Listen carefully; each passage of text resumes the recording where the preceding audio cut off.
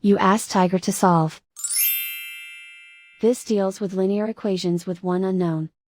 The final result is x equals -5. Let's solve it step by step. Group all constants on the right side of the equation. Subtract 13 from both sides. Group like terms. Simplify the arithmetic.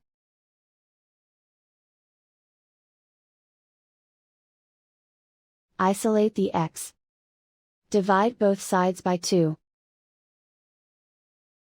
Simplify the fraction. Find the greatest common factor of the numerator and denominator. Factor out and cancel the greatest common factor. And so the final result is x equals -5.